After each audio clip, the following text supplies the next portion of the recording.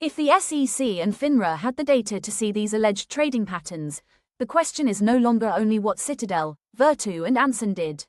It is what the regulators saw, what they investigated and what they failed to stop. On August 7, 2026, Christina Lovato, the Chapter 7 trustee for MetaMaterials Inc., joined MetaMaterials itself an investor, Doug Collins, in filing a federal securities complaint against Citadel Securities, Virtu Americas, Anson Funds Management and Anson Advisors.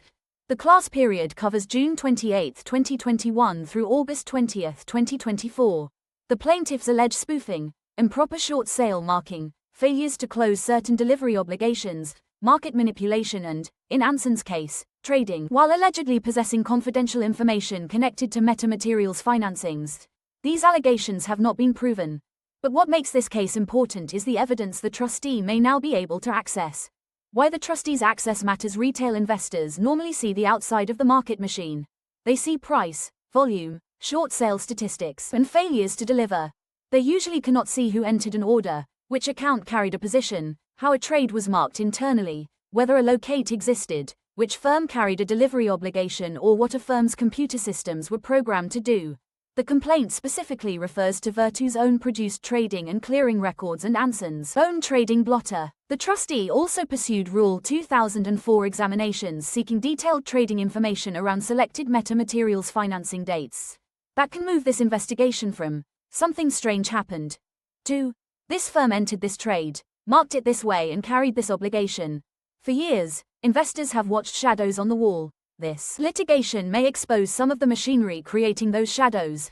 Borrowed shares versus synthetic supply. A normal short seller sells stock he does not own because he believes the price will fall.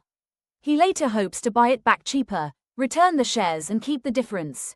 In many situations, shares do not have to be physically borrowed before the order is entered. Instead, the broker may need a valid locate, meaning a reasonable basis to believe the shares can be borrowed and delivered. A normal short sale therefore generally follows this path. Sell. Have a lawful basis for obtaining the shares. Deliver them. Eventually close the short position. The controversy begins when protections behind that sale may be missing. If shares are sold without a required locate, an exemption is improperly claimed or delivery does not occur when required, the sell order still reaches the market. The company has not issued another authorized share. But economically, another claim on a share has entered price discovery. Investors often call this a synthetic share. A more precise description is synthetic supply. If settlement occurs normally, this is part of ordinary market plumbing. If regulatory protections were bypassed, the question becomes, was MMAT's price reacting to genuine available supply, or to selling obligations that were not properly supported? What does short exempt mean? Regulations show is the SEC framework governing short sales. Under Rule 201, when a stock falls at least 10% from the previous day's closing price, a circuit breaker activates. For the rest of that day and the following trading day, ordinary short sales generally cannot execute at or below the current national best bid. This is commonly called the alternative UPTICK rule. A trade marked short exempt is still a short sale. The difference is that the broker is saying the transaction qualifies for one of the SEC's recognized exceptions to that Rule 201 price restriction. That can be perfectly legal. Some legitimate market activity must continue even when Rule 201 is active. Certain qualifying riskless principal transactions, VWAP transactions, arbitrage and other defined transactions may receive exempt treatment. In plain English, the broker is telling regulators, this is a short sale, but this particular trade legally qualifies for an exception to the Rule 201 price restriction. The exemption itself is not the problem. Using it when the trade does not qualify would be. Who authorizes the exemption? The SEC does not approve each short exempt trade individually. The SEC writes the rules. The broker-dealer decides whether the individual transaction qualifies and applies the short exempt designation. The SEC and FINRA are responsible for surveillance and enforcement. That means the broker is making an important regulatory representation every time it uses the designation. Which leads to the obvious question. If the broker gets to decide that its own trade deserves an exemption, who is checking the broker? That question becomes very important in MMAT. The 584 million share allegation. According to the complaint, Virtu processed 584,826,790 short-marked MMAT shares. Plaintiffs allege that only 154 shares departed from a pattern in which the short-exempt designation followed the trade's riskless principal capacity. That is being alleged as system behavior, not an occasional marking mistake. Think of a cash register. If one cashier enters the wrong code, investigate one transaction. If the register itself has been programmed with the wrong rule, investigate every transaction that passed through it. That is potentially the much larger issue here.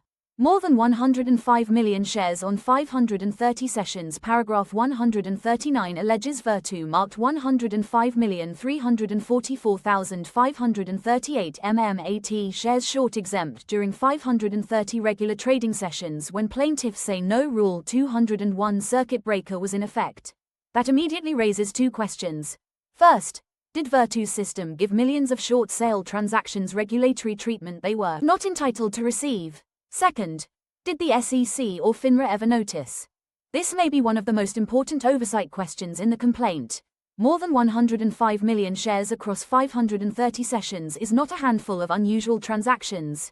If those allegations are accurate, did either regulator flag the volume? Did they compare short-exempt markings against Rule 201 circuit breaker dates? Did they contact Virtu? Did they inspect the firm's marking logic? Did they investigate whether the pattern was automated? If not, why not? If the trustee and her attorneys could identify this alleged pattern after obtaining deeper records, why was it not already apparent to regulators with access to much more detailed trading data? That is where this story potentially moves from alleged market misconduct to regulatory failure. January 16 and 17, 2024. The complaint highlights two particularly striking sessions. Plaintiffs allege that no Rule 201 circuit breaker was operating on January 16 or January 17, 2024. Yet Virtu allegedly marked 24,607,043 shares short exempt, representing 98.4% of all short exempt MMAT marking market-wide during those two sessions. The obvious question is, what regulatory basis supported those 24.6 million short exempt marks? The next question is just as important. Did the SEC or FINRA ask that question at the time? Short exempt does not automatically answer the locate question. One distinction matters. Whether a trade was properly marked short exempt and whether it required a locate are related, but they are not identical questions. Some qualifying riskless principal transactions can receive different treatment under the locate rules when specific conditions are satisfied. So the proper inquiry is transaction by transaction. Was the mark correct? Was a locate required? Did an exemption apply? Were the shares delivered? Those questions should not be collapsed into one.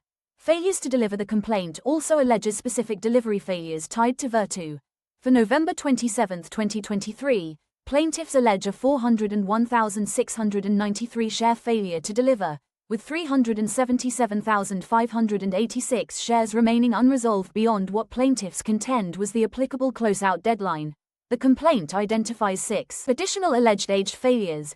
A failure to deliver does not automatically prove naked short selling.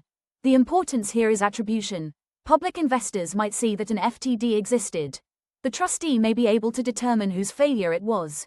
The spoofing allegations. The complaint also accuses Citadel and Virtu of spoofing. Plaintiffs allege at least 44,002 baiting orders representing 42,058,275 shares across 21,092 alleged spoofing episodes on 730 of 792 trading days. The complaint provides examples involving orders, purchases and cancellations occurring within milliseconds and even microseconds. Fast cancellations alone do not prove spoofing. Market makers constantly modify orders. The key question is intent. Were the orders genuine attempts to sell, or were they designed to create false selling pressure before being cancelled? What was Anson doing? The Anson allegations involve a different theory. Plaintiffs allege Anson received confidential advance information about a metamaterials financing. On April 3 and 4, 2023, Anson allegedly sold 1,252,570 MMAT shares short through a desk identified in its own records as deal equity. Anson later purchased 17,333,335 shares directly from metamaterials in the April offering at 30 cents per share. The complaint also alleges Anson held warrants whose economics improved as the exercise price reset lower. During a key December 2023 pricing window, Anson's blotter allegedly shows it covering 5,269,484 shares. Timing does not prove manipulation, but it creates an obvious question about financial motive. Why CAT matters? CAT stands for the Consolidated Audit Trail. Think of it as a regulatory flight recorder for the stock market. Ordinary investors mostly see anonymous activity. CAT is designed to let regulators reconstruct when orders were entered, routed, changed, cancelled and executed, with identifiers that allow him to trace activity back to firms. That creates another uncomfortable question. If regulators had attributed trading data, did they use it to investigate MMAT? If CAT could help reveal the patterns alleged in this complaint, then Congress and investors should want to know what the SEC and FINRA's own surveillance showed. If they checked, what did they find? If they did not check, why not? Could this reach beyond MMAT? The complaint refers to Virtu's written Rule 200F aggregation plan and separately alleges an extraordinarily consistent marking pattern.